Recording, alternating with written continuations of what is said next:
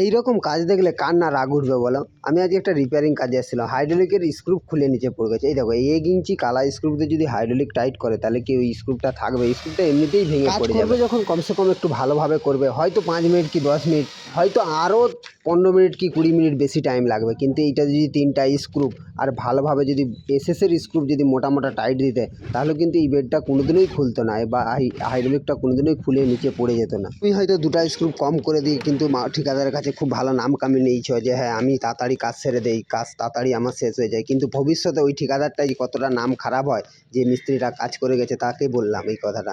আর যদি ঠিকাদার তোমাকে খুব তাড়াতাড়ি কাজ করে দাও ওইরকম তাড়াতাড়ি কাজ করার কোনো দরকার নেই বাবু। যদি কাজ করতে হয় ভালোভাবেই করে, যদি তাড়াতাড়ি করতে পারো তাহলেই তাড়াতাড়ি কাজ করো। নাহলে ওরকম 2টা স্ক্রু দিয়ে ছেড়ে দিয়ে তাড়াতাড়ি কাজ করে কোনো নাম নেই। কাজ করলে কাজ করার মতো করো।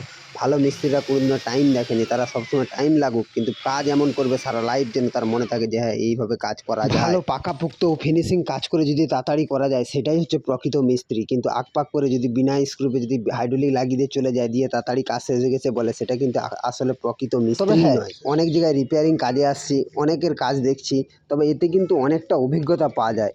যদি কাজ করার সময় কোথায় কোন ভুলটা করলে যে ওই রিপেয়ারিং কাজটা করতে হবে না, এই অভিজ্ঞতাটা কিন্তু রিপেয়ারিং কাজে অনেক আছে। তো যারা যেসব মিস্ত্রিরা অনেকেই রিপেয়ারিং কাজে যাও, তারা অবশ্যই জানবে যে হ্যাঁ কোথায় কোন ভুলটা হয়ে গেলে আসলে কাজের সময় কোন ভুলটা আমরাও এক সময় মাঝে মাঝে করে থাকি, সেটা কিন্তু রিপেয়ারিং করে করে কিন্তু অনেকটা অভিজ্ঞতা পাওয়া যায়। তো কারা কারা এইভাবে এরকম রিপেয়ারিং কাজেও যাও, তো প্লিজ তোমরা কমেন্ট করে জানাবে। চলো যাই হোক, আমি কাউকে ছোট করার জন্য এই কথাগুলো বলছি না। তো যাই হোক, বেডের হাইড্রোলিকটা আমি লাগিয়ে ফেলেছি। তো যাই হোক, আজকের মতো এখানে কাজটা কমপ্লিট করে নিয়েছি, কিন্তু বেডটার মধ্যে এখনও একটা ছোটোখাটো প্রবলেম রয়েছে, তো সেগুলো ঠিক করতে হবে। চলো বাই বাই, দেখা হচ্ছে নেক্সট ভিডিও, টাটা, ভালো থাকবে।